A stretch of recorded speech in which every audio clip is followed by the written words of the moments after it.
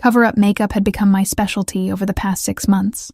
Foundation 3 shades darker than my natural skin, layered thick over the purple fingerprints circling my left wrist. Concealer patted carefully along my collarbone, where Tyler's grip had left marks like a necklace I never asked for. The long-sleeved gray shirt I wore to work hid most of it, even though the kitchen at Rossi's was hot enough to make me sweat through my uniform by hour 3. Friday nights were chaos. The upscale Italian restaurant in downtown Chicago attracted a specific crowd.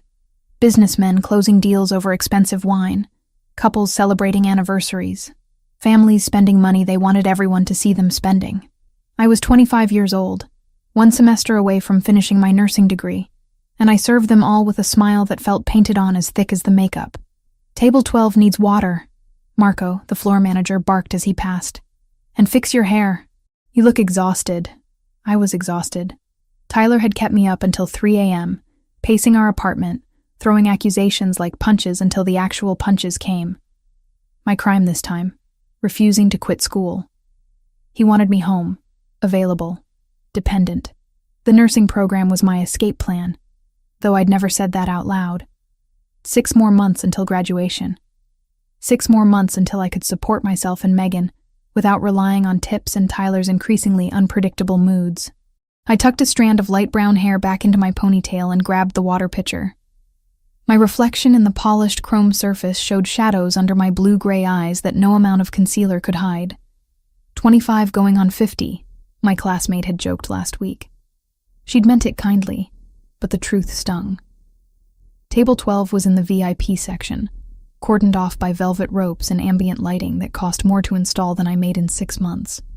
4 men sat there, all wearing dark suits that fit with the kind of precision that meant tailored, not bought off a rack. The air around them felt different, charged with the kind of authority that made other diners instinctively lower their voices when passing nearby. The man at the head of the table made me pause mid-step. He was maybe 33, with black hair styled back from a face that belonged on old Italian paintings in museums. Strong features, a jawline that could cut glass, and eyes so dark they looked black in the restaurant's dim lighting.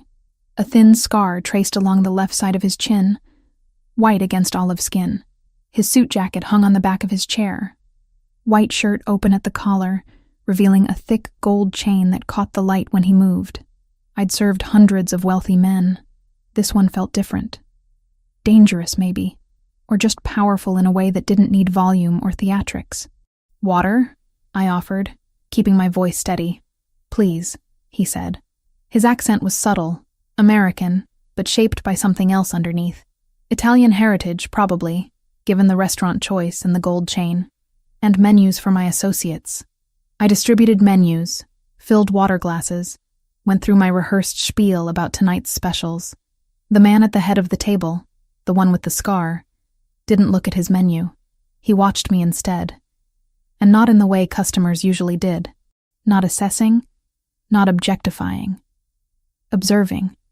Like he was reading a language written in my posture and movements. "I'll give you a few minutes to decide," I said, already backing away. Back in the kitchen, I pressed my palms against the stainless steel counter, trying to slow my heartbeat. The heat from the industrial ovens made the air thick, hard to breathe. Maria, another server, gave me a concerned look while plating desserts. "You okay, Hannah?" "Fine. Just tired." "Table 12 is Dominic Marino," she whispered, glancing toward the VIP section through the kitchen window. "He owns half the Italian businesses on the north side. Be extra careful with them. Marco's been stressed all week knowing he was coming." I nodded, filed the information away, and went back to work. Over the next hour, I served appetizers, entrees, more wine. Dominic Marino remained quiet throughout, letting his associates carry the conversation while he ate with precise, economical movements. But I felt his attention tracking me even when I wasn't at their table. Every time I passed nearby, every time I served another section, those dark eyes found me. It should have felt invasive. Instead, it felt like being seen for the first time in months. I was clearing their appetizer plates when it happened. My sleeve caught on the edge of a water glass. I grabbed for it, overcorrected, and stumbled. The tray tilted dangerously, 6 expensive wine glasses sliding toward catastrophe. Dominic's hand shot out faster than I could process, catching my elbow, steadying me before disaster struck. "Careful," he said quietly. His grip was firm, but not painful. Nothing like Tyler's hands, which always squeezed too hard, left marks that lasted days. This was controlled strength, power that chose restraint. But in steadying me, he'd pushed my sleeve up past my wrist. The bruises were visible, unmistakable. 4 distinct finger marks, purple fading to yellow at the edges, circling my arm like a brand. Dominic's eyes dropped to my wrist, then rose to my face. The temperature in the room seemed to drop 10 degrees. Something shifted in his expression, a coldness settling in that made the air feel heavier, more dangerous. "Who did that to you?" The question came out flat, but underneath it ran something volcanic. His 3 associates had stopped talking, all attention suddenly on our interaction. "I'm sorry," I stammered, pulling my arm back, tugging the sleeve down with my free hand. "I'm fine. It's nothing. That's not nothing. I hit it on a door. Stupid accident. I'm clumsy sometimes." His dark eyes held mine for 3 seconds that felt like 3 hours. He knew I was lying. I knew he knew. But something in his face told me he wouldn't push, wouldn't force me to admit what we both understood. "Be more careful," he said finally, releasing my arm with deliberate gentleness. "Doors can be dangerous." The way he said doors made it clear we were no longer talking about furniture. I finished clearing their table with shaking hands, hyper-aware of his attention tracking my every movement for the rest of the meal. He noticed when I adjusted my sleeve 3 times in as many minutes. Noticed when I flinched at Marco's raised voice from across the room. Noticed the careful way I carried heavy trays, favoring my left side where my ribs still ached from Tuesday's argument. When I brought the check, I expected him to say something else, to push the issue. He didn't. Just signed the receipt with elegant script, stood, and buttoned his jacket with practiced ease. His associates filed out first, nodding respectfully to him before leaving. Dominic paused beside the table, and I realized he'd left something behind. $500 bills sat folded under his water glass, crisp and new. Underneath, a business card with embossed lettering on the front and a phone number written in neat script on the back. "In case you ever need help with any more doors," he said, meeting my eyes one last time. "Day or night. That number reaches me directly." Then he walked out, moving through the restaurant with the kind of presence that made people step aside without conscious thought. I stood there with trembling hands, staring at a tip that represented 2 weeks of work and a business card that felt heavier than it should. Marco appeared at my elbow within seconds, eyes wide. "What did you do to earn that?" "Nothing," I said truthfully. "I didn't do anything." But as I pocketed the card and the money, I knew that wasn't entirely accurate. Dominic Marino had seen something in those bruises. Something that triggered a response I didn't fully understand. Recognition, maybe. Or rage on behalf of someone he didn't even know. The rest of my shift passed in a blur. I served tables, smiled at customers, avoided Marco's suspicious glances. But my mind kept returning to that moment when Dominic's hand had caught my arm. The careful way he'd held me, like I was something fragile that might break with too much pressure. Tyler had never touched me like that. Not even in the beginning, when things were good. His hands always took, demanded, controlled.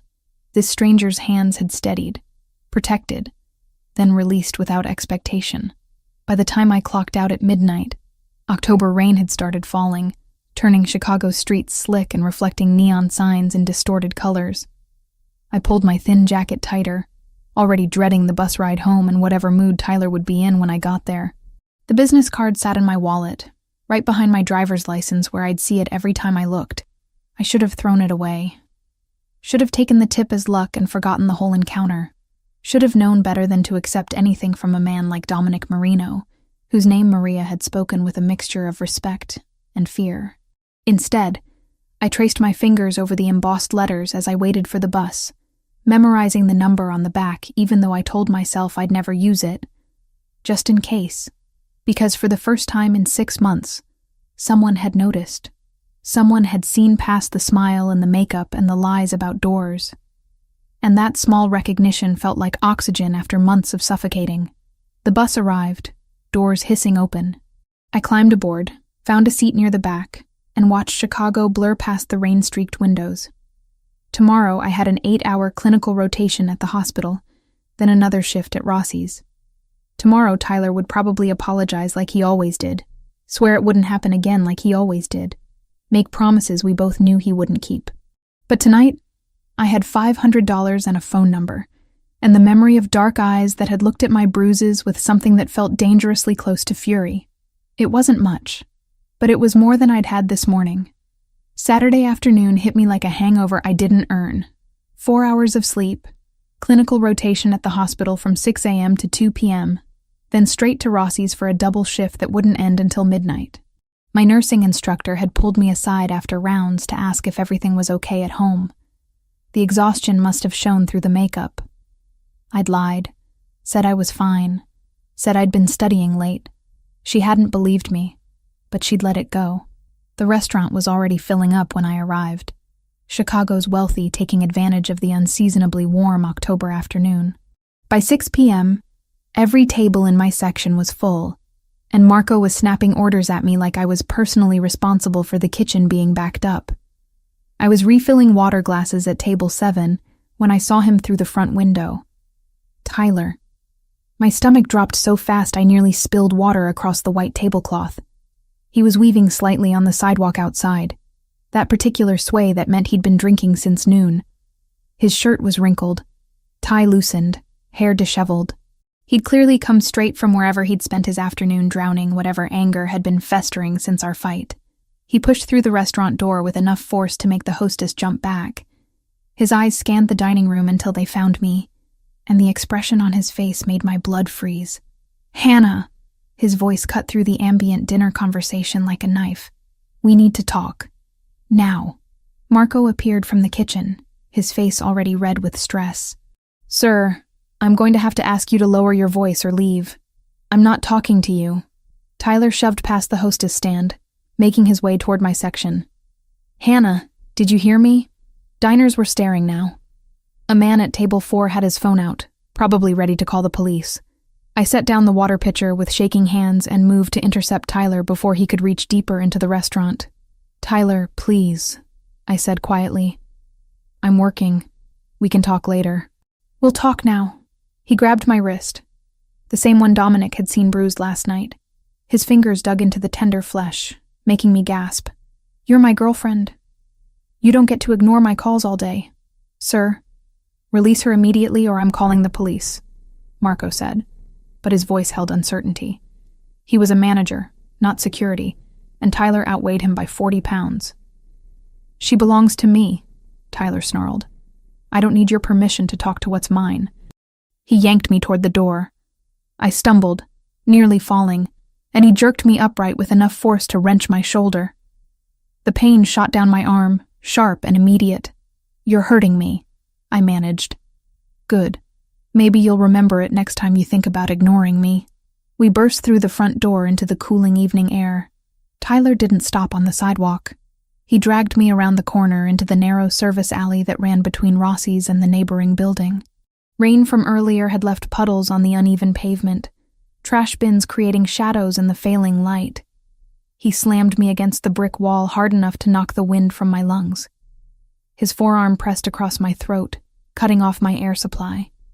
The smell of whiskey rolled off him in waves. 2 years, he said, his face inches from mine. 2 years I've supported you, put up with your school nonsense, and this is how you repay me? Flirting with customers? I wasn't, I gasped, trying to push against his arm. "Tyler, I can't breathe. You think I didn't see how you looked at that guy last night? The one who left you that ridiculous tip?" His grip tightened. "You think I'm stupid?" Black spots danced at the edges of my vision. My lungs screamed for oxygen. This was it, I realized with strange clarity. This was how Tyler finally killed me. In an alley behind the restaurant where I'd been trying so hard to build a future without him. Then suddenly, the pressure was gone. Tyler flew backward like he'd been hit by a car, crashing into the opposite wall with a sound that would have been satisfying if I wasn't too busy gasping for air. I collapsed against the brick, hand at my throat, trying to understand what had just happened. Dominic Marino stood in the alley entrance, perfectly still except for his eyes. Those dark eyes that had noticed my bruises last night now tracked Tyler with the kind of focus a wolf gives to wounded prey. He wore a different suit today, charcoal gray, still immaculate despite having just thrown a grown man across an alley. "You made a mistake," Dominic said quietly. Tyler pushed himself upright, too drunk and stupid to recognize the danger he was in. "Who the hell are you?" "Someone who doesn't like seeing women treated like property." Tyler laughed, the sound ugly and aggressive. He charged forward, throwing a wild punch that Dominic sidestepped with minimal effort. Before Tyler could recover his balance, 2 other men appeared in the alley. One of them, older with graying hair at his temples, caught Tyler's arm and twisted it behind his back with professional efficiency. "This is none of your business," Tyler grunted, struggling against the hold. "That's my girlfriend." "No," Dominic said, moving toward me. "She's not." He crouched down to my level where I'd slid to sit against the wall, his hands hovering near my shoulders but not touching. "Are you hurt?" I tried to speak, but only managed to cough. My throat felt crushed, each breath painful. Dominic's jaw tightened. He stood, turned back to Tyler with the kind of calm that felt more threatening than any rage. "Luca, take him. He'll be dealt with appropriately." "You can't just take me," Tyler protested, as the man Dominic had called Luca began forcing him toward a black car idling at the alley entrance. "Hannah, tell them we're together." I said nothing, just watched as they loaded him into the back seat like cargo. Dominic returned his attention to me, and this time he did touch, helping me to my feet with the same careful gentleness from last night. "Can you walk?" I nodded, not trusting my voice yet. He kept one hand on my elbow as we made our way back into the restaurant through the rear kitchen entrance. Marco rushed over immediately, taking in my appearance, the red marks already forming on my throat. "Hannah, I'm so sorry. I should have called the police faster." "She needs to go home," Dominic interrupted. His voice held authority that made Marco's mouth snap shut. "I'll see that she gets there safely. Pay her for the full shift." "Of course, Mr. Marino. Of course." I found my purse in the back room, accepted my jacket from Maria, who looked like she wanted to ask questions but didn't dare. Dominic led me out the front door to where another black car waited, driver already behind the wheel. He opened the back door for me, waited until I was settled, then slid in beside me. The car pulled away from the curb smoothly, no squealing tires or dramatic acceleration. Just quiet, professional competence. "Where do you live?" Dominic asked. I gave him the address of my apartment, my voice returning as a raspy whisper. He relayed it to the driver, then turned back to me. "How long?" "What?" "How long has he been hurting you?" The directness of the question, the way he didn't dance around it or let me pretend, broke something open inside me. 6 months. Maybe longer if you count the verbal stuff. "Why didn't you leave?" "I tried. He found me. Convinced me to come back. Said he'd change." I stared at my hands, at the bruises circling my wrist. And I believed him, because it was easier than being alone. Dominic was quiet for a long moment. The Chicago streets slid past the tinted windows, familiar and foreign at the same time. Finally, he spoke. "My father used to beat my mother. Started when I was 5, got worse as I got older. I'd hear her crying in the bathroom at night, see the bruises she'd try to hide." His voice held no emotion, just flat recitation of facts. "When I was 16, I got big enough to stop him. Told him if he ever touched her again, I'd kill him." I looked at him. "Did he?" "No. He died of a heart attack 6 months later. Natural causes, though I can't say I mourned much." He met my eyes. "My mother wasted 20 years on a man who saw her as something to own and break. I swore I'd never let that happen to anyone I could protect. You don't even know me." "I know enough." The car pulled up in front of my building. A tired walk-up in a neighborhood that pretended to be nicer than it was. Dominic got out first, scanned the street with practiced assessment, then opened my door. "Will you be safe here tonight?" "Tyler won't come back," I said, though I wasn't entirely sure of that. "No," Dominic agreed. "He won't." Something in the way he said it made me understand that Tyler Crawford would never bother anyone again.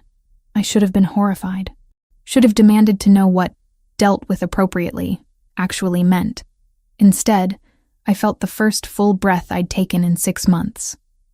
I watched Dominic's car pull away from the curb, taillights disappearing into Chicago's Saturday night traffic. My apartment building stood behind me, 5 stories of weathered brick and broken promises. The street was quiet, too quiet after the chaos of the evening. Tyler's keys were still in my purse. His toothbrush sat in my bathroom. His clothes hung in half my closet. But somehow, standing there alone on the sidewalk, I knew he'd never use any of them again. The knowledge should have terrified me. Instead, I felt nothing but an exhausted kind of relief. I climbed the 3 flights to my apartment, each step reminding me of new bruises forming under my clothes. The lock turned smoothly. Inside, everything looked exactly as I'd left it that morning. Dishes in the sink, nursing textbooks scattered across the coffee table, Megan's school photos on the refrigerator. Normal. Safe. Mine. I locked the door, engaged the chain, then checked every window twice. Old habits from 6 months of living with someone who used his fists when words failed him. Except now the person I was afraid of wouldn't be coming back. Sleep didn't come easily. I lay in bed staring at the ceiling, replaying Dominic's words. He'll be dealt with appropriately. The careful way Luca had forced Tyler into that car. The absolute certainty in Dominic's voice when he said Tyler would never bother anyone again. What had I done? What had I allowed to happen?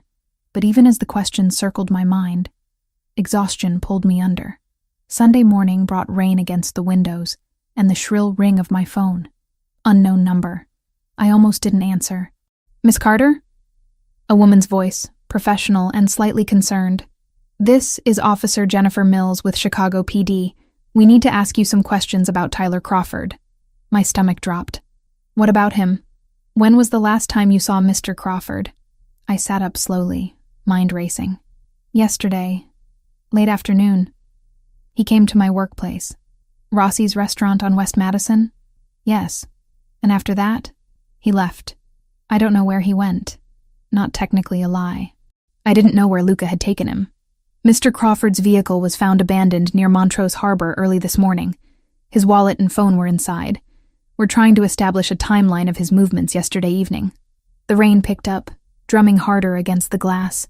I wrapped my free arm around myself, suddenly cold. "I don't know anything about that," I said. "We broke up. He showed up at my work drunk and angry. My manager had him removed." "Removed by whom?" "I don't know. Some customers helped. Everything happened so fast." Officer Mills was quiet for a moment. I could hear papers shuffling. "Miss Carter, we have a report that Mr. Crawford was physically aggressive with you yesterday. Is that accurate?" My hand went to my throat. To the tender bruises his fingers had left. "Yes. And you didn't call the police?" "It was over before I could." The customers intervened. More silence. More shuffling. "We may need you to come in for a formal statement. Someone will be in touch." The call ended. I sat holding the phone, staring at Tyler's contact information still saved in my contacts. Should I delete it?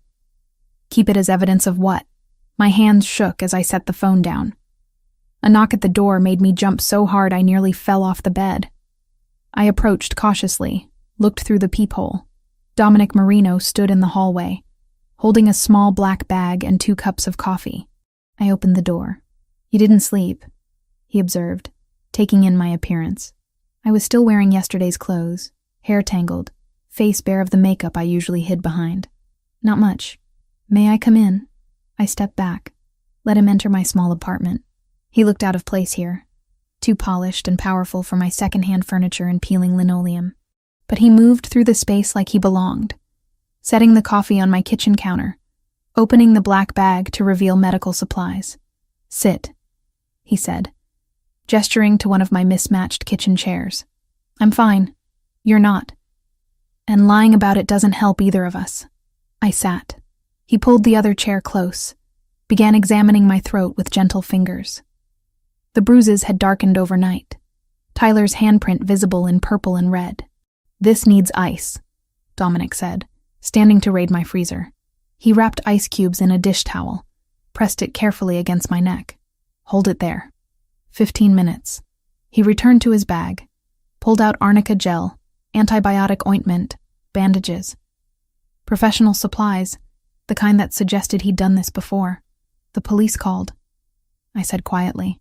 They found Tyler's car by the lake. Dominic's hands didn't pause in their work, spreading gel over the bruises on my wrist. What did you tell them? The truth. That he came to the restaurant drunk. That he was removed. That I don't know where he went after. Good. Is he dead? The question hung between us, heavy and unavoidable. Dominic finished treating my wrist, carefully wrapped it, then met my eyes directly. Tyler Crawford will never hurt you or anyone else again. That's all you need to know. That's not an answer. It's the only answer I'm giving you. His voice was firm, but not unkind. What happened to him was a consequence of his own actions. He put his hands on you. In my world, that has a price. I pulled my hand back, cradling it against my chest. Your world. What is your world exactly? Complicated. I gathered that much from the way everyone at the restaurant treats you. Dominic stood, moved to my kitchen sink, washed his hands with the same methodical care he'd shown treating my injuries. When he turned back, his expression held something I hadn't seen before. Vulnerability, maybe. Or just exhaustion. I grew up watching my father terrorize my mother, he said. Started when I was 5. Got worse every year. He'd come home drunk, find something wrong with dinner or the house or just the way she looked at him. Then he'd use his fists to correct her. He leaned against my counter, arms crossed, but his posture held tension that suggested the memories still cut deep. I was too small to stop it. Could only listen through my bedroom door while she tried not to scream.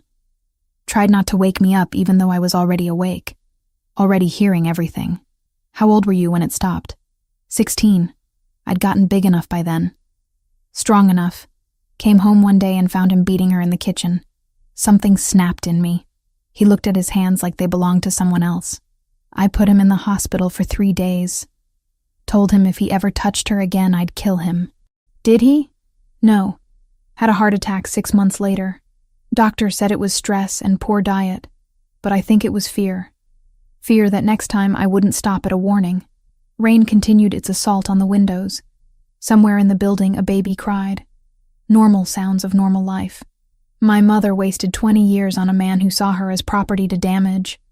Dominic continued. By the time she was free, she'd forgotten who she'd been before him. That's what men like Tyler do. They don't just hurt you physically. They erase you piece by piece until there's nothing left but fear. I was going to leave, I said. After graduation. I had it planned. New city, new job. He wouldn't have been able to find me. Maybe. Or maybe he would have. And next time there wouldn't be anyone to pull him off you. Dominic moved back to the table, crouched down so we were eye level. I'm not asking for gratitude. I'm not asking for anything. But I need you to understand that what happened to Tyler wasn't random violence. It was protection. Of you. Of the next woman he would have hurt. Of everyone his existence threatened. The ice had melted in the towel I held against my throat. Dominic took it from me. Disappeared into my bathroom. Returned with a fresh, cold compress. The police will investigate, he said, pressing the new compress into my hand. They'll ask questions. They'll probably talk to you again. All you know is that Tyler showed up at your workplace drunk and aggressive. Customers intervened, and you never saw him after that. The truth. Selective truth. The safest truth. He stood, packed up his medical supplies with efficient movements. At my door, he paused. I'm having someone watch your building for the next few days. Why are you doing this? Because no one did it for my mother. Because I can. He opened the door, then looked back one more time.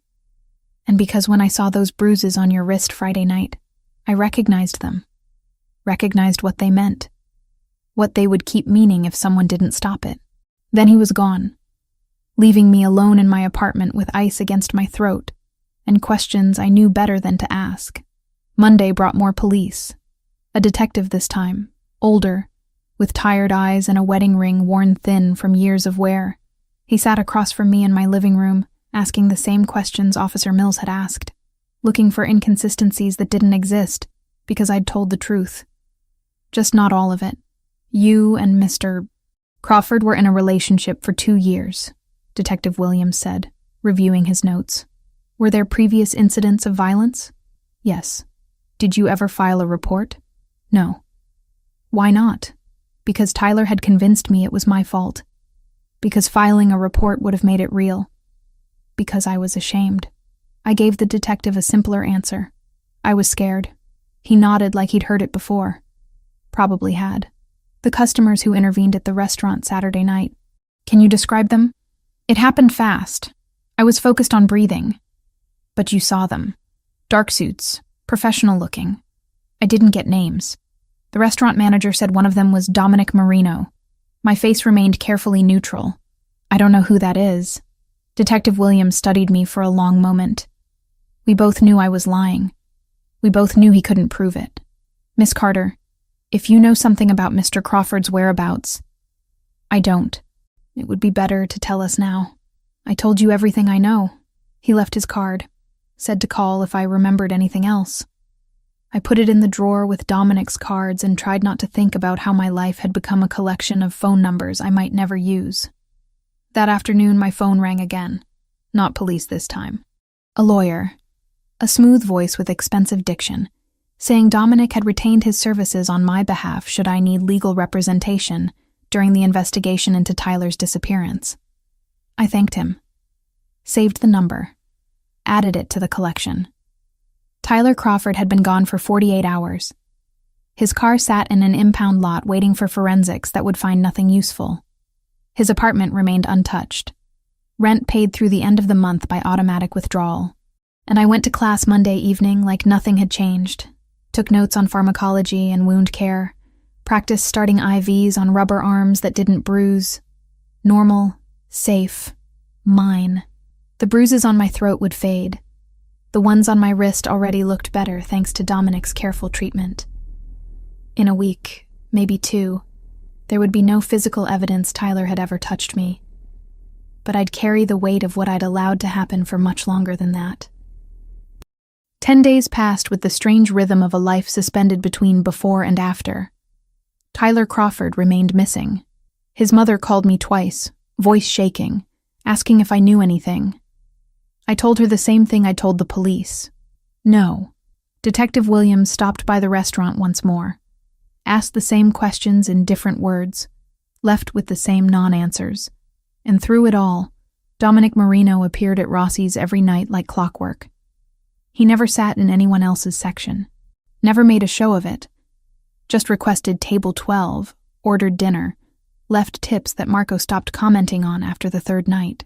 We didn't talk much beyond the necessary exchange of orders and pleasantries, but his presence felt like a shield I hadn't known I needed. Thursday afternoon, I was between my pharmacology lecture and the start of my shift when my phone rang. Unknown number, but I'd started answering those since Tyler disappeared. Is this Hannah Carter? A woman's voice, professional but urgent. Yes? This is Northwestern Memorial Hospital. Your sister Megan Carter was brought in an hour ago following a motor vehicle accident. She's stable, but we need you here. The world tilted. My backpack slipped off my shoulder, hitting the sidewalk with a thud that barely registered. Is she okay? What happened? She has a concussion and we're monitoring for internal injuries. The doctor will explain everything when you arrive. How soon can you get here? I looked around the street corner where I'd stopped, calculating. Bus to the train to the hospital, maybe an hour if everything connected perfectly. Megan alone and scared for an hour. I'm coming now, I managed, already moving. The buses in Chicago ran on spite and prayer during rush hour.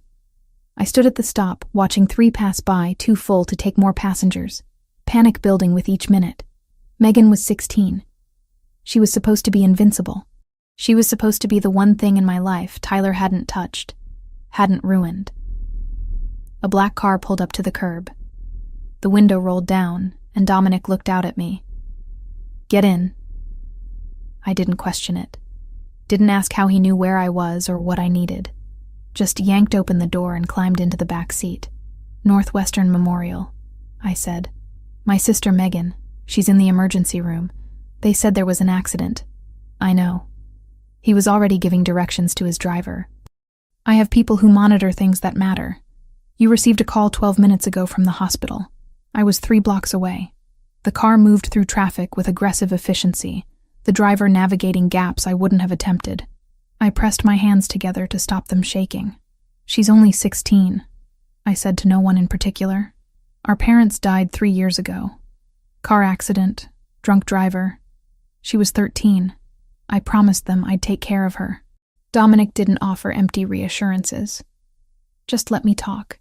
Tyler hated how much attention I gave her. Said I treated her like she was more important than him. She was. She is. She's the only family I have left. I looked at my hands, at the fading yellow bruises on my wrist. "If something happens to her, nothing is going to happen to her," Dominic said with certainty I desperately wanted to believe. "Northwestern has excellent trauma care. She's in the right place." We made it to the hospital in 17 minutes. Dominic followed me through the emergency room doors, and his presence somehow made the triage nurse move faster, call for the attending physician immediately instead of making me wait. Dr. Patel met us in a consultation room, a young woman with kind eyes and careful hands as she pulled up Megan's scans on a computer screen. "Your sister has a moderate concussion and bruised ribs from the seatbelt," she explained, pointing to the images. "We've done a CT scan that shows no internal bleeding. She was very lucky. The other driver ran a red light, T-boned the passenger side where Megan was sitting. If she'd been driving, we'd be having a different conversation." Relief hit so hard I had to sit down. Dominic's hand found my shoulder, steadying. "Can I see her?" "She's asking for you. Room 3. Megan looked impossibly small in the hospital bed, one side of her face swollen and bruised, an IV running into her left arm. But her eyes opened when I entered, and she tried to smile. "Hey," she said, voice hoarse. "Sorry, I know you had work." I sat in the chair beside her bed, took her uninjured hand. "Work doesn't matter. Nothing matters except you being okay. My friend's mom was driving. She's fine too. Her car is totaled, though." Megan's eyes filled with tears. "I'm sorry, Hannah. I know we can't afford hospital bills right now. Don't worry about that. But Tyler always said—" She stopped, awareness dawning. "Wait. Where is Tyler? He usually shows up when something happens to lecture me about being more careful." I'd been so focused on getting to the hospital I hadn't prepared for this question. Megan was smart, observant. She'd noticed Tyler's absence eventually, but I'd hoped for more time. "Tyler and I broke up," I said carefully. "He's not around anymore." "Good." The vehemence in her voice surprised me. "He was terrible to you." "I hated him." "Megan? I'm not stupid, Hannah. I saw the bruises. I heard him yelling through the phone. I just didn't know how to help." Fresh tears spilled over. "I should have done something." "Hey, no." I squeezed her hand gently. "This wasn't your job. You're 16. Taking care of you is my job, not the other way around." A soft knock interrupted us. Dominic stood in the doorway holding 2 cups of coffee and a bottle of water. "They said she could have fluids," he said, offering me the water. Megan's eyes widened slightly, taking in Dominic's expensive suit, the way he moved through the hospital like he owned it. "Who's that?" "A friend. He gave me a ride here." "Some friend," she murmured, but she was too exhausted to push for details. Dr. Patel wanted to keep Megan overnight for observation. Standard protocol with concussions. I planned to stay with her, called Marco to explain I wouldn't make my shift. He was surprisingly understanding, probably because Dominic had already called ahead to inform him. When Megan finally fell asleep, sedated and monitored, I stepped into the hallway to find Dominic talking quietly with an administrator. They shook hands, and the woman walked away with a satisfied expression. "What was that about?" "Your sister is being moved to a private room with better monitoring equipment. Dr. Patel will remain her primary physician, but I've arranged for a neurologist to consult on her concussion protocols." "Dominic, I can't afford— You're not paying for any of this." His tone left no room for argument. "Medical bills, follow-up appointments, physical therapy if she needs it. It's handled. I can't accept that." "You can, and you will." He guided me to a quiet corner of the hallway, away from the nurses' station. "Consider it an investment in your future. You're 6 months from finishing nursing school.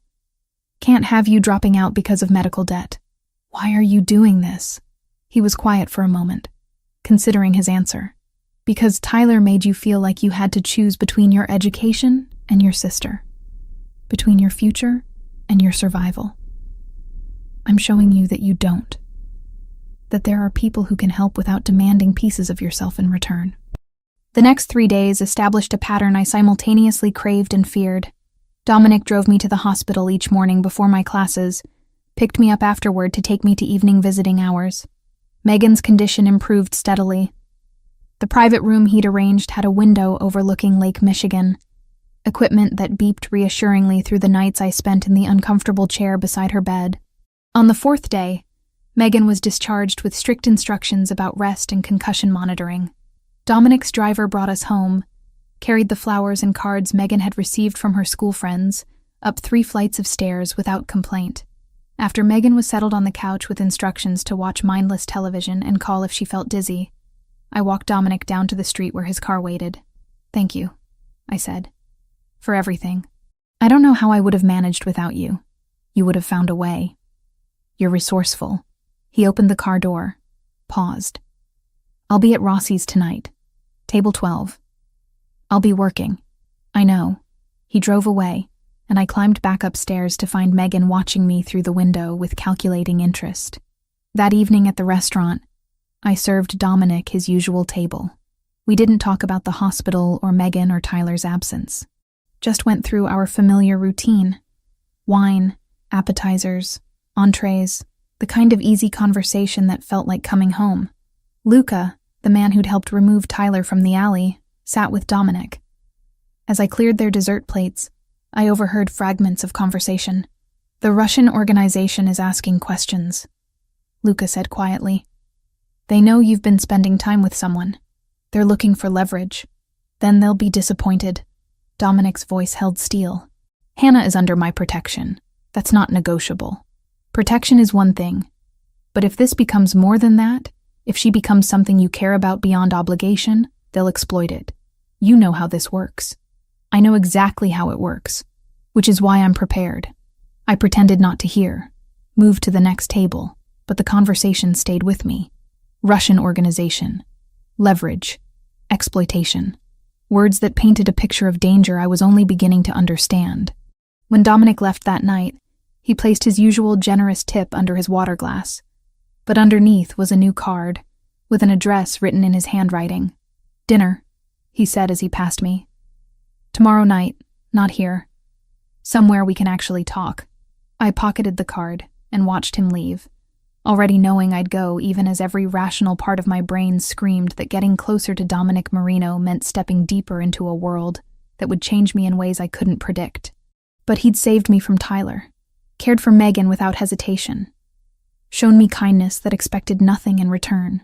For the first time in 6 months, someone saw me as more than an obligation, or a target, or a burden.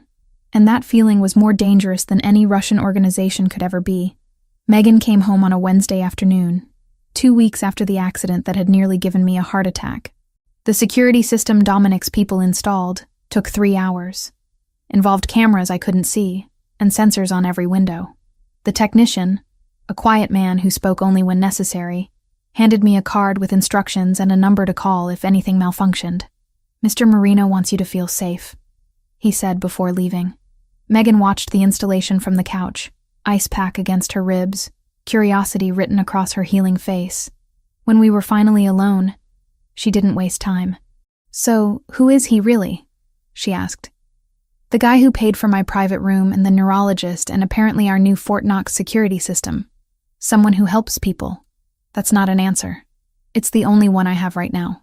She studied me with 16-year-old wisdom that sometimes felt older than my 25 years. "Tyler's been gone for 2 weeks. The police haven't found him. And suddenly we have a mysterious benefactor who shows up everywhere you need him. I'm not stupid, Hannah." "I know you're not." "Did he kill Tyler?" The question landed like a physical blow. I sat down beside her, careful not to jostle her injured ribs. "What would you say if I told you I don't know for certain?" "I'd say Tyler deserved whatever happened to him." Her voice held steel I'd never heard before. "I'd say I'm glad he's gone and I hope he never comes back." "Megan, no, You need to hear this. I saw what he did to you. The bruises you thought you were hiding. The way you flinched when your phone rang. How you stopped laughing and stopped talking about your future like it mattered. Tears filled her eyes. I was terrified he was going to kill you, and I didn't know how to stop it. I pulled her into a careful hug, mindful of her injuries. It's over now. That's what matters. That night, after Megan fell asleep in her room, I lay in my bed staring at the ceiling and finally let myself ask the question I'd been avoiding. What had I done? I'd allowed Tyler to disappear. Hadn't called the police when Luca forced him into that car. Hadn't demanded answers when Dominic said he'd been dealt with appropriately. Just accepted it. Accepted the relief of Tyler's absence without questioning the method. Sleep came eventually, but with it came dreams. Tyler's face. The alley. His hands around my throat. But this time when Dominic pulled him away, I watched Tyler get dragged into darkness that swallowed him whole. Heard him screaming my name, begging me to help. I woke up gasping, sheets soaked with sweat, 3 a.m. glowing on my alarm clock. My hands shook as I got water from the kitchen, checked that Megan was still breathing peacefully in her room. Tried to convince myself that the nightmares didn't mean I was a terrible person. By the third night of the same dream, exhaustion had worn me down to nothing. Thursday evening, I showed up for my shift at Rossi's looking like I'd been through a war. Marco took one look at me and suggested I go home. I refused. Work meant routine, meant not thinking, meant serving Dominic at table 12 and pretending everything was fine. Except Dominic saw through it immediately. "You're not sleeping," he observed when I brought his wine. "I'm fine. You're not. When does your shift end?" "Midnight. I'll wait." He did. Sat at that table nursing drinks and working on his phone while the restaurant emptied around him. At 12:15, after I'd finished closing duties, he drove me home. But instead of dropping me at my building, he parked and turned to face me. "Talk to me. There's nothing to talk about." "Hannah, my name carried weight. You've barely slept in days. You look like you're being haunted. What's going on?" The dam broke. Everything I'd been holding back spilled out in a rush of words and tears, and guilt I hadn't known how to process. I keep dreaming about him. About Tyler. About what happened in that alley, except in the dreams I can see what comes after. Where you took him. What you did. And I wake up and I feel guilty. Except not because he's gone, but because I'm relieved he's gone. And what kind of person does that make me? Dominic let me talk, didn't interrupt, didn't judge. When I finally ran out of words, he was quiet for a long moment. "You think you should feel worse about his death?" he said finally. "You think the fact that you're relieved instead of devastated makes you complicit, makes you as bad as me, doesn't it?" "No." He turned in his seat to face me fully. "Hannah, listen to me. Men like Tyler don't stop. They escalate. Every time you take them back, every time you forgive them, they learn they can go further next time. That the consequences don't outweigh their desire to control you. But I could have left differently. Could have gone to the police, gotten a restraining order, and he would have violated it. Statistics show that restraining orders against domestic abusers are violated 75% of the time, and when they're violated, it often ends in murder." His voice was calm but firm. "Tyler was strangling you in that alley. Another 30 seconds and you'd be dead. The only thing I did was stop a murder in progress. You did more than stop it. Yes, I made sure he could never try again. With you or anyone else." He reached out, gently turned my face toward his. "You're not responsible for the choice I made. You're only responsible for surviving. And that's exactly what you did. It doesn't feel like surviving. It feels like I let someone die for me. Tyler chose his own fate when he put his hands on you, when he strangled you in an alley behind a restaurant. Every action has consequences. His were just more permanent than he anticipated." We sat in the car as Chicago moved around us. Late-night traffic and distant sirens and the ordinary sounds of a city that kept going regardless of individual tragedies. "The nightmares will fade," Dominic said quietly. "Give yourself time to process. Don't force yourself to feel guilt you don't actually feel just because you think you should." "How do you know?" "Because I've lived with the consequences of violence my entire life. And I've learned that sometimes the only moral choice is the one that keeps people alive. He drove me home, walked me up to my door, waited while I checked on Megan. Before he left, he turned back. I'm at the restaurant tomorrow night. Same table. If you need to talk more, I'll be there. Friday night, I served him dinner like always. But this time, when the restaurant closed and the kitchen staff left, I found him waiting by the back door. We stood in the empty kitchen, industrial ovens cooling, overhead lights casting harsh shadows. I'm okay, I said. Or I will be. The nightmares are already less frequent. Good. But I need to know something. Was it quick? When it ended, did he suffer? Dominic's expression softened slightly. He didn't suffer. That's all I'll tell you. The relief that washed through me should have felt wrong. Instead, it felt like the first full breath I'd taken in days. He stepped closer, and suddenly the space between us felt charged with something beyond gratitude or protection. His hand came up, cupped my face with gentleness that contradicted everything I knew about who he was and what he did. I shouldn't, he said. Getting involved with you beyond keeping you safe is selfish and dangerous, and I kissed him before he could finish the thought. He tasted like the wine he'd been drinking, like something expensive and forbidden. His arms came around me, pulling me against him with careful strength, and for the first time in my life I understood the difference between being taken and being held.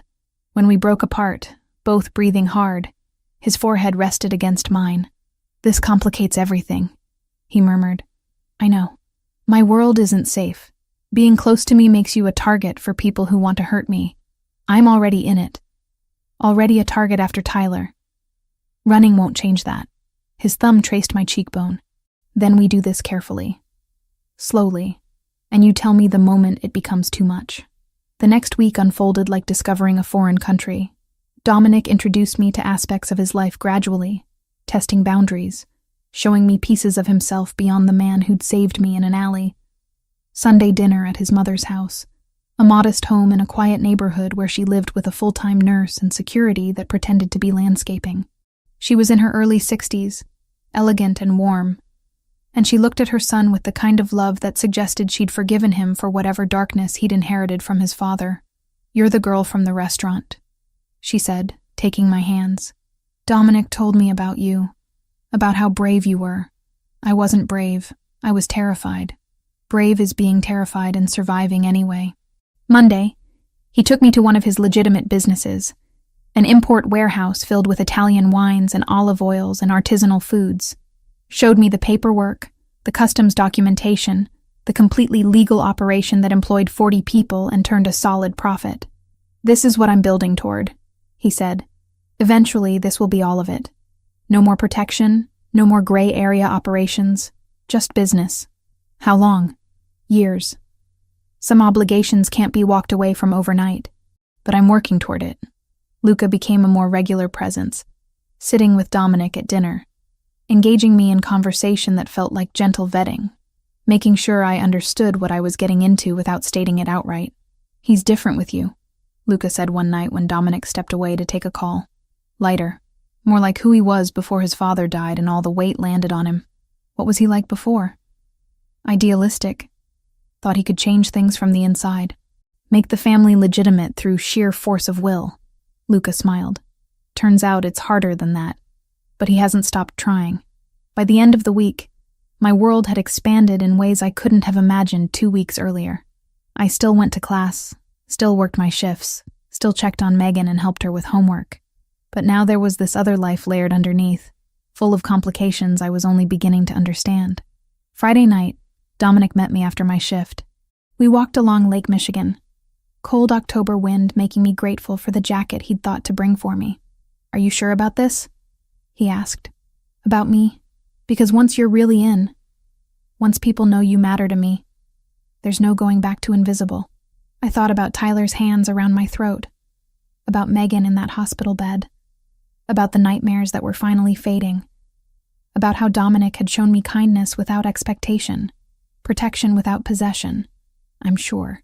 He pulled me close, kissed me under the Chicago skyline, and I felt the last piece of my old life slip away, replaced by something I couldn't name yet but desperately wanted to keep.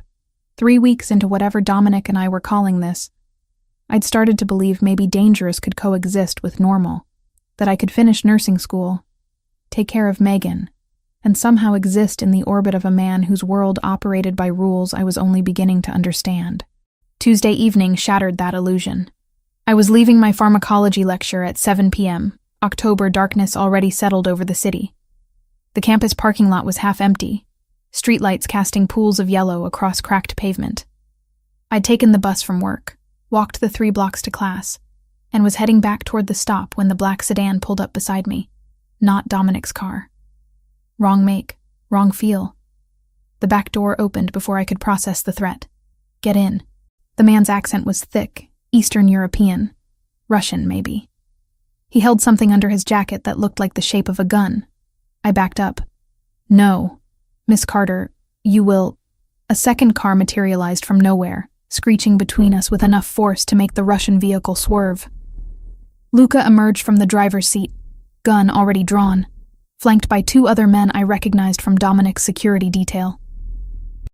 Back up, Luca ordered, his usual easy demeanor replaced by something cold and lethal. Now. The Russian car hesitated for 3 seconds that felt like hours. Then it peeled away, tires screaming, disappearing into Chicago traffic. Luca holstered his weapon, turned to me. You're unhurt? Yes. What just happened? Get in the car. Dominic's waiting. The drive to wherever we were going took 20 minutes through neighborhoods I didn't recognize. Luca made 3 calls in rapid Italian, his tone suggesting this was very bad. Finally, we pulled up to a restaurant I'd never been to, upscale and clearly closed despite it being dinner hours. Dominic met us at the door. The fury in his eyes made me take a step back. Inside, he said quietly. Too quietly. The restaurant's main dining room had been cleared except for one table where papers and laptops were spread out. Luca went straight there, started pulling up what looked like surveillance footage. Dominic guided me to a different corner, hands on my shoulders, checking for injuries I didn't have. I'm fine, I said. Luca got there before anything happened. Before anything happened this time. His jaw was tight, that scar on his chin standing out white against flushed skin. The Russians have been watching you for days, waiting for an opening. My stomach dropped. Why? Because you matter to me. Because hurting you hurts me, and they want leverage. He released me, paced away, ran both hands through his hair. This is my fault. I knew the risk, knew they'd been asking questions, and I let you stay visible anyway. Luca called from across the room. The plates are registered to a shell company we've tracked to the Volkov operation. They're based north of the city. Been trying to move into port territory for 6 months. How many men do they have? Dominic asked. 30, maybe 40. Enough to be a problem. I moved closer to the table, looked at the surveillance footage playing on the laptop. Me leaving my apartment that morning, walking to the bus stop, entering Rossi's, going to class. They'd been following me all day. What do they want? My voice sounded steadier than I felt. You, Dominic said bluntly, as leverage to force me into giving up port access. Or as revenge if I refuse. He turned to face me fully. I can arrange protection. Federal witness protection. New identity for you and Megan. Relocation to another state. You'd be safe, completely removed from my world. No. Hannah, listen to me. No. I crossed my arms, held his gaze. I'm not running. I'm not starting over in some random city away from everything I know.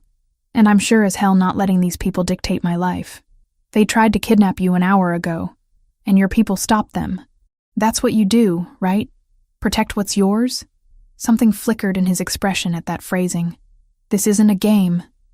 These men are violent, organized, and they will hurt you to get to me. Then what do you suggest? Because witness protection means never seeing you again. Never finishing school here. Never being Hannah Carter anymore. My hands were shaking, but I kept my voice firm. I just got free from Tyler controlling every aspect of my life. I'm not trading that for a different kind of prison. Luca cleared his throat. There's a middle option. Safe house outside the city. Full security. Isolated property. Give us time to negotiate with the Volkovs. Or neutralize the threat entirely. A few weeks, maybe a month. Dominic looked at me. You and Megan both. Temporary relocation until this is resolved. Megan just got back to normal after the accident. You want me to pull her out of school, away from her friends. I want you alive, Dominic cut in. Both of you. Everything else is negotiable. The weight of it hit me then. This was the price of being close to him. Not just accepting what he'd done to Tyler, but becoming a target myself. Dragging Megan into danger she'd never asked for. How long? I asked quietly. 2 weeks minimum, possibly longer depending on how negotiations go. I thought about Megan, about the security system already on our apartment, the way she'd started sleeping through the night again without nightmares, about taking her somewhere isolated where she'd feel like a prisoner. But I also thought about that Russian car, about the man with something gun-shaped under his jacket, about what would have happened if Luca hadn't been following me. I need to tell Megan myself, explain everything, no more half-truths. Dominic nodded. We packed tonight. You're both moved by midnight. The safe house turned out to be a mansion an hour north of Chicago, set back from the main road behind gates and walls that looked like they could withstand a military assault. 6 bedrooms, modern kitchen, and enough security equipment to run a small surveillance operation. Megan stood in the marble foyer, backpack still on her shoulder, looking around with wide eyes. This is insane, she said. I know. How long are we here? I don't know. A few weeks, maybe. She turned to face me fully. And this is because of Dominic? Because people want to hurt him through you? Yes. So we're prisoners. We're protected. Same thing. But her voice held resignation rather than anger. She'd processed enough trauma in the past month to understand that safety sometimes looked like confinement. That night, after the security team did their final sweep and Dominic's driver returned to the city, I sat Megan down in one of the upstairs bedrooms and told her everything, who Dominic really was, what he controlled, why people were after him, what had actually happened to Tyler. She listened without interrupting, her 16-year-old face aging years in the span of my confession. You should have told me sooner, she said finally. I was trying to protect you. From what? The truth? Hannah, I'm not a kid. She stood, moved to the window overlooking dark grounds lit by security lights. Tyler's gone because Dominic killed him. We're here because Dominic's enemies want revenge. Our entire lives changed because you fell in love with someone dangerous. I'm sorry. Don't be sorry. She turned back. I hated Tyler. I was terrified every day that he'd finally go too far and I'd come home to find you dead. At least this danger comes with actual protection, instead of just more violence. Over the next 2 weeks, the mansion became our entire world. Dominic visited 3 or 4 times. Always at night. Always with Luca and extra security. During those visits, he and I found spaces to be alone. Conversations that stretched into early morning. The Volkovs are negotiating, he told me one night while we sat in the library overlooking the grounds. Other Italian families in the region are backing me. They understand that letting Russians gain a foothold sets a bad precedent. What happens when this is over? Depends how it ends. If we reach an agreement, territorial boundaries get redrawn. They keep what they have, we keep ours, everyone stays in their lanes. And if you don't reach an agreement? His silence was answer enough. I'm trying to do this differently, he said after a long pause. My father would have gone to war immediately. Bodies, headlines, chaos. I'm attempting diplomacy backed by the threat of force rather than immediate violence. It's slower, more complicated, but fewer people die. That's why you want to go legitimate eventually. You're tired of this. I'm tired of choosing between bad options and worse ones, of measuring decisions and potential casualties. He pulled me closer, and I rested against his shoulder. When I saw that footage of you being approached today, when I realized how close they'd come to taking you, I wanted to burn their entire operation to the ground. But you didn't. No, because that's what they expect. What they want, probably. Give them justification for escalation. Turn this into open warfare. His arm tightened around me. You make me want better outcomes. More careful choices. A future that isn't just measured in body counts and territory. During the day, while Dominic was handling business in the city, Megan and I fell into a strange routine. I did classwork remotely, my professors accommodating after I cited family emergency. Megan video called her friends, kept up with schoolwork, complained about missing her boyfriend, and slowly adjusted to our gilded cage. "You really love him," she observed one afternoon while we made lunch in the massive kitchen. "I think I do. Even knowing what he is? Maybe because of what he is. He's honest about it. Doesn't pretend to be something cleaner than reality. I thought about Tyler, who'd seem normal and safe until he wasn't. I'd rather have dangerous and transparent than normal and secretly violent. That's kind of messed up." "Yeah, it probably is." The second week, Dominic arrived with news that negotiations were progressing. The Volkovs had agreed to a summit meeting, neutral territory, all major families represented. If it went well, Hannah and Megan could go home within days. "And if it doesn't go well?" I asked. "Then we're here longer while I handle it another way." That night, lying beside him in the massive bedroom, I asked the question I'd been avoiding. "What happens after? When we go back to Chicago and this is resolved, what do you want to happen?" "I want to finish school. Keep working at Rossi's until I graduate. Take care of Megan." I paused. "And I want to keep seeing you. Keep this, whatever it is. It won't be safe. Even after the Russians back down, there will be others. People who see you as weakness to exploit." "I know. And you still want it?" I thought about the past month.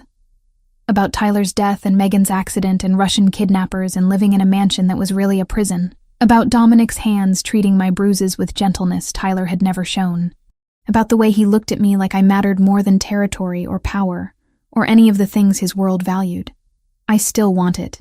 He kissed me then, slow and deep, and for those few hours the danger and complications faded into something simpler. Just two people choosing each other despite every reasonable argument against it. 3 days later, Luca arrived with news that the summit had succeeded. Terms agreed, boundaries set, peace established. We could go home. Megan actually cried with relief. I felt it too. That desperate need for normal life, even though I knew normal would never look quite the same again. Dominic drove us back to Chicago personally, made sure the apartment security was reinforced, stayed while we unpacked the few things we'd taken. Before he left, he pulled me aside. "This won't be the last threat. You understand that?" "I understand. And you're still choosing this. Choosing me. I'm still choosing you."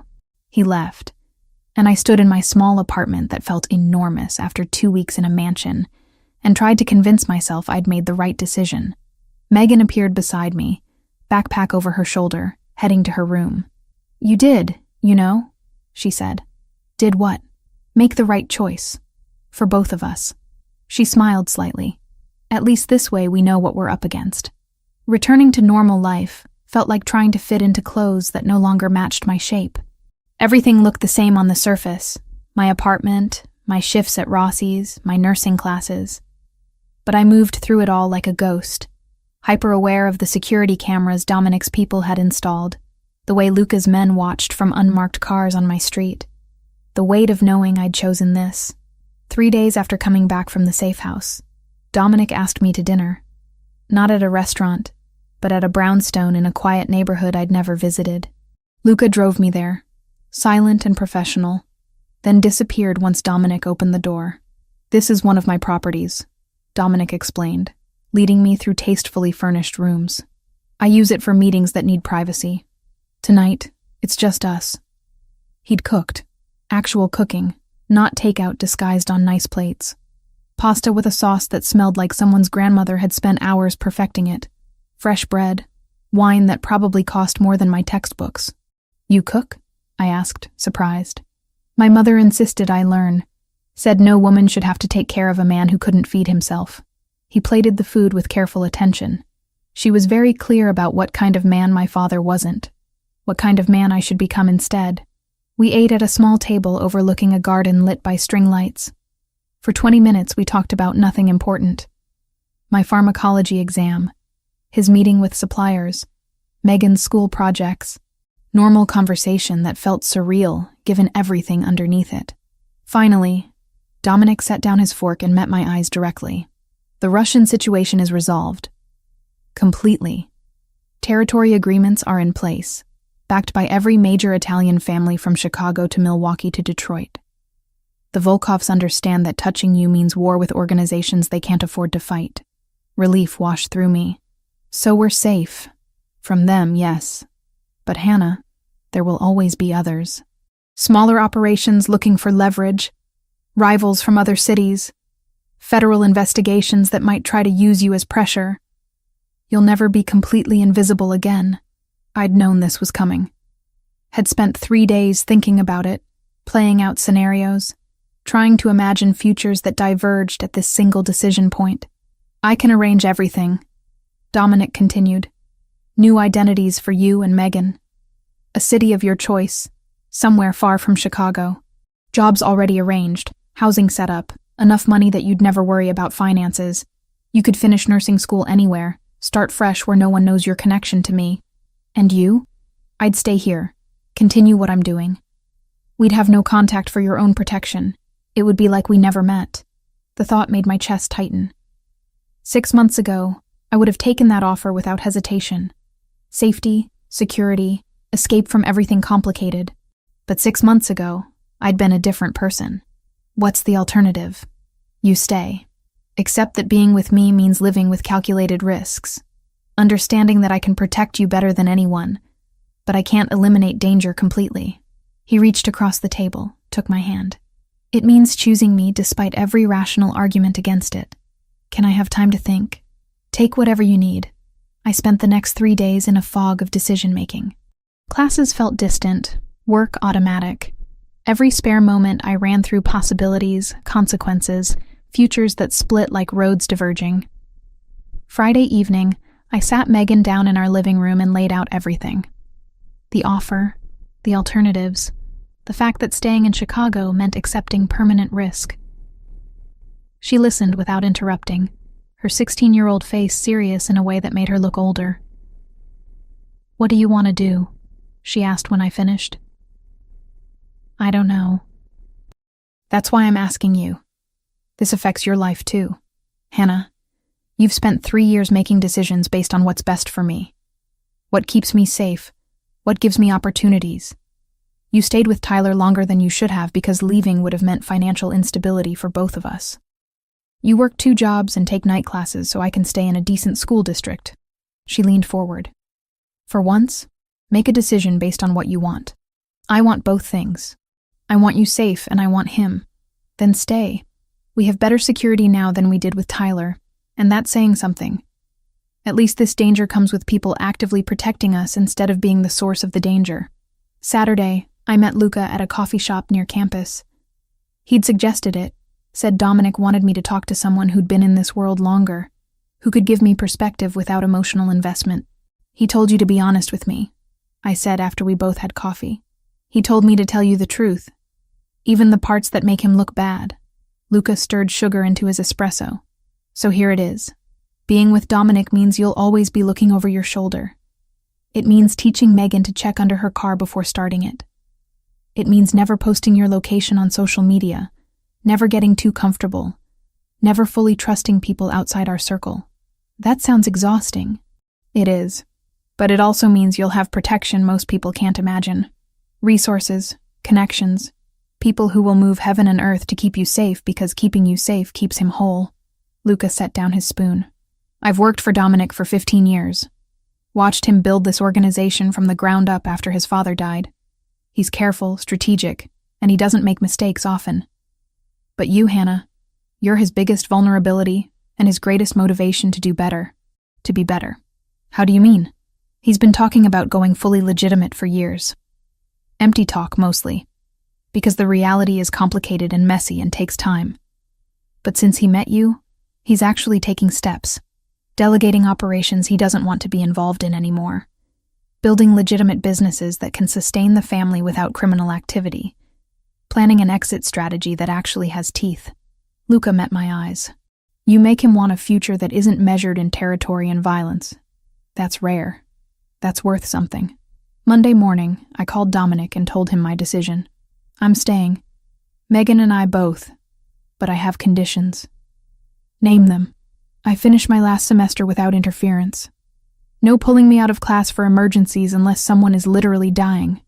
Megan goes to school normally, has friends, dates when she's ready. I don't want her growing up afraid. Agreed. And I don't want to know details about the parts of your business that aren't legal. If you have to do something, do it. But don't bring it home. Don't make me complicit by knowing. His pause lasted 3 seconds. That's fair. Anything else? Yeah. No lies between us about the big things. I can handle brutal honesty better than comfortable deception. I can do that. That week, Dominic's people upgraded our apartment security again. Better cameras, reinforced locks, panic buttons in every room that connected directly to Luca's phone. Megan complained it felt like living in a bunker. I told her bunkers kept people alive. Thursday evening, Dominic took me to meet his mother properly. Not the brief introduction we'd had before, but a real dinner where I was being presented as someone important.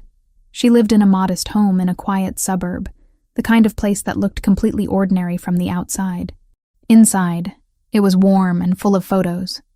Dominic at various ages, relatives I didn't recognize, candid shots that captured joy I hadn't seen much of in his current life. "Hannah," she said, taking my hands in both of hers. "Dominic told me what you've been through. What you survived." I glanced at him, uncertain how much she knew. "She knows everything," he said quietly. "I don't keep secrets from my mother. Then you know I'm not exactly an ideal choice for your son." Her laugh was warm and genuine. Ideal according to whom? The people who think my family is cursed? The ones who see Dominic as nothing more than his father's legacy? She guided me to the couch, sat beside me. "Let me tell you something. I spent 20 years with a man who saw me as property, who used his fists whenever I showed independence or questioned his decisions.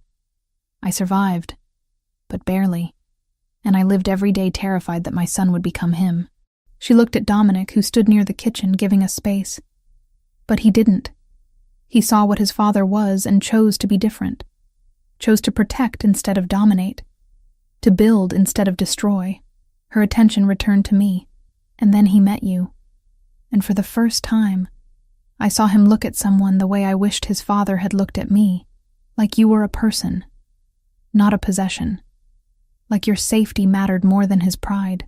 "I don't know if I'm strong enough for this life. You survived an abusive relationship. You're raising your sister while putting yourself through nursing school. You looked at my son's world and chose to stay despite having every reason to run." She squeezed my hands. "You're stronger than you think." Dinner was comfortable after that. Stories about Dominic as a child, embarrassing moments his mother shared while he protested. Normal family dynamics that felt impossible given everything else. When we left, his mother hugged me tightly at the door. "Take care of each other," she said. "That's all that matters in the end." In the car driving back to my apartment, Dominic was quiet. Finally, he spoke. "She likes you. I like her too. She's been through hell. She has. That's why I needed you to meet her. To understand why I reacted the way I did when I saw your bruises that first night. Why Tyler's fate was sealed the moment he put his hands on you. Because she was never protected. Because she was never protected. And I was too young to stop it until I wasn't. And I swore that any woman in my life would never experience what she did." We pulled up to my building. Dominic walked me upstairs, checked the apartment, despite security saying everything was clear. Kissed me goodnight with the kind of tenderness that still surprised me. After he left, I stood at my window watching his car disappear into Chicago traffic. Megan appeared beside me, backpack over her shoulder, heading to her room. "You made the right choice," she said. "How do you know?" "Because you look alive again. Like you did before Tyler. Like you remember what it's like to want something instead of just surviving." She squeezed my shoulder. "That's worth fighting for." I thought about Tyler, about the Russian car, about 2 weeks in a safe house that felt like a gilded prison, about Dominic's hands treating bruises with gentleness, his mother's story of surviving 2 decades of abuse, Luca's pragmatic honesty about the costs and benefits of this life. It wasn't a fairy tale, wasn't safe or simple or anything resembling normal, but it was mine, chosen with full knowledge of the consequences. And for the first time since my parents died, since Tyler's first closed fist, Since the weight of the world landed on my shoulders, I felt like I was living, instead of just enduring. That would have to be worth the risks we were taking. 6 months after that rainy Friday night, when Dominic Marino first noticed bruises on my wrist, I walked across a stage in a black cap and gown to accept my nursing degree. My hands didn't shake when they called my name. I'd earned every credit hour through night classes and clinical rotations that left me exhausted, through Tyler's abuse and his disappearance, through Russian threats and 2 weeks in a safe house, through choosing a life that looked nothing like the safe, normal future I'd once imagined. Megan sat in the 3rd row, screaming loud enough that people turned to stare. Beside her, Dominic stood clapping, wearing a suit that probably cost more than my entire education. His mother sat on his other side, dabbing at her eyes with a tissue. They'd all come. My strange, complicated family held together by choice rather than blood. After the ceremony, we went to dinner at a restaurant overlooking Lake Michigan. Not Rossi's, where I still picked up occasional shifts when Marco needed help. Somewhere nicer, where Dominic had reserved a private room, and the menu didn't list prices. To Hannah, his mother said, raising her wine glass, who worked harder than anyone I know to get here. To New Beginnings, Luca added from his seat at the end of the table. To my sister, Megan said, who's basically a superhero disguised as a normal person. I blinked back tears, overwhelmed by how much had changed in half a year. The hospital job had started 2 weeks ago. Northwestern Memorial, ironically the same place where Megan had been treated after her accident. I worked the emergency department 3 12-hour shifts a week, saw everything from gunshot wounds to heart attacks to kids who'd swallowed things they shouldn't have. It was exactly what I'd trained for. Exactly what I'd dreamed about during those endless shifts at Rossi's. And somehow, I'd gotten here, despite everything. Life had settled into a rhythm I never expected to find. Monday through Wednesday, I wore scrubs and helped save lives. Thursday and Friday, I occasionally picked up shifts at the restaurant because I genuinely enjoyed it now that I wasn't dependent on the tips. Weekends belonged to studying for my nursing boards and spending time with Dominic. Megan had processed the initial shock of our new reality and adapted with the resilience only teenagers seem to possess. She'd become friends with Luca's 15-year-old niece, Sophia, who understood what it meant to have family members in complicated business. They did homework together, complained about teachers, went to movies with security Megan barely noticed anymore. Her grades had actually improved. Turned out not living in constant fear of Tyler's explosions freed up mental energy for things like calculus and chemistry. She's thriving, her guidance counselor had told me during parent-teacher conferences. Whatever changes you made at home, keep doing them. If she only knew. Dominic had kept his promises too. Over the past 6 months, I'd watched him systematically delegate operational control to Luca and a council of advisors. He still attended meetings, still commanded respect, still held final authority. But the day-to-day violence, the direct involvement in activities I didn't want to know about, he'd stepped back from. Instead, he focused on the legitimate businesses, the import warehouses, the restaurants, the real estate holdings. Building something that could sustain without criminal revenue. It'll take years, he told me one night while we lay in his bed overlooking the Chicago skyline. Some obligations can't be walked away from overnight. Some relationships require maintenance, but I'm working toward it. I know you are. Does it bother you that I can't just leave it all behind immediately? I'd thought about that question for a long time before answering. No, because you're honest about it. You don't pretend to be something you're not, and you're actually trying, which is more than most people in your position would do. We'd established rules that made it work. I didn't ask about the parts of his business that operated in shadows. He didn't bring problems home that would force me to know details I couldn't unknow. When he had to handle something, he handled it. When he came back, we didn't discuss it.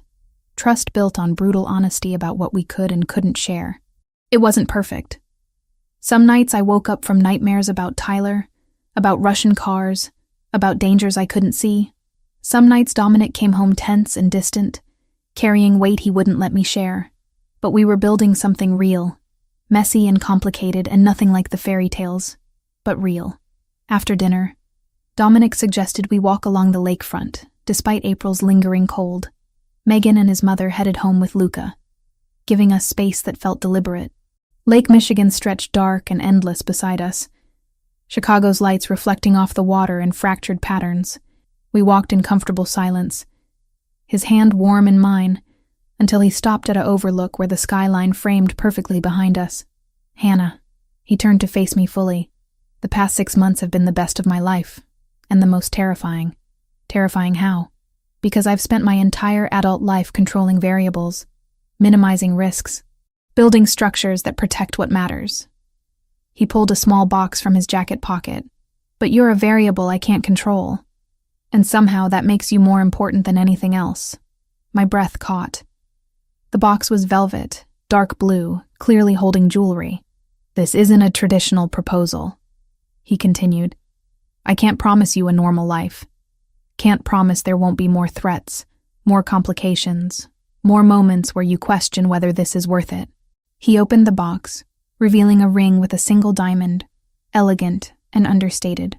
"But I'm promising that I will spend every day working toward giving you the safest, freest life I can build, that you and Megan will always be protected, that I will never stop trying to deserve you."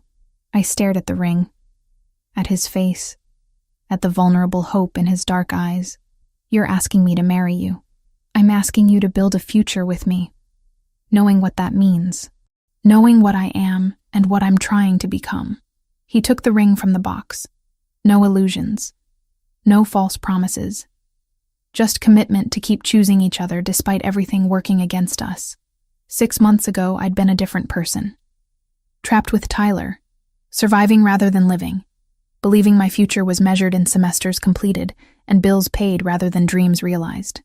Now, I stood on the shore of Lake Michigan with a man who'd killed for me, protected me, showed me what it meant to be valued rather than possessed.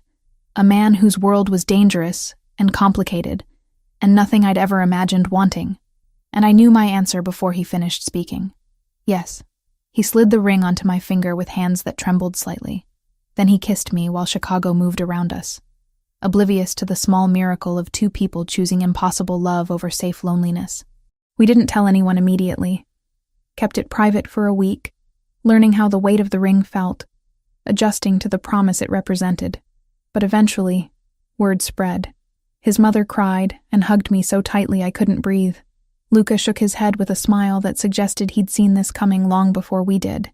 Megan screamed and demanded to be maid of honor, despite the wedding being theoretical and far in the future. Life continued its strange rhythm. I worked my hospital shifts, helped trauma victims and cardiac arrests and everything in between. Dominic attended meetings, expanded businesses, gradually built the infrastructure for eventual legitimacy. 2 weeks after the engagement, I was finishing a particularly brutal 12-hour shift when my phone buzzed with a text from Megan. "Got an A on my calculus exam. Sophia and I are celebrating with pizza. Don't wait up." I smiled, sent back congratulations, and headed for the exit. The emergency department was finally quiet after hours of chaos. My scrubs were stained, my feet hurt, and I wanted nothing more than sleep. Dominic's car idled at the curb, him leaning against it with that same intense focus he'd shown the first night we met. "You didn't have to pick me up." "I wanted to." He opened the door. "Megan texted me too. Figured you'd be exhausted." During the drive back to my apartment, which I still maintained even though I spent most nights at his place, I watched Chicago slide past the windows, the city that had been backdrop to Tyler's abuse, to Russian threats, to transformation I never saw coming. "What are you thinking?" Dominic asked. "That 6 months ago I couldn't have imagined this. Any of it. Is that good or bad?" I looked at the ring on my left hand, at the man beside me who'd walked into a burning alley to save me, at the life we were building from impossibility. "It's good. Complicated and messy and nothing like I planned. But good." He reached over, laced his fingers through mine. We drove through Chicago, while the city breathed around us, full of other people living other complicated lives. Somewhere, Detective Williams had probably closed Tyler Crawford's missing persons case as cold. Somewhere, the Russian organization went about their business in territories we'd negotiated. Somewhere, people I'd never meet were making choices that would ripple through worlds I'd never fully understand. But in this car, With this man, wearing this ring and carrying knowledge of who I'd become, I felt something I hadn't experienced in years. Peace. Not safety. Not certainty. Just peace with the choices I'd made and the future I was building. It would never be a fairy tale. Would always carry risks normal people never faced. But it was mine. Chosen consciously. Built on foundation of honesty rather than illusion. And that was worth everything I'd survived to get here.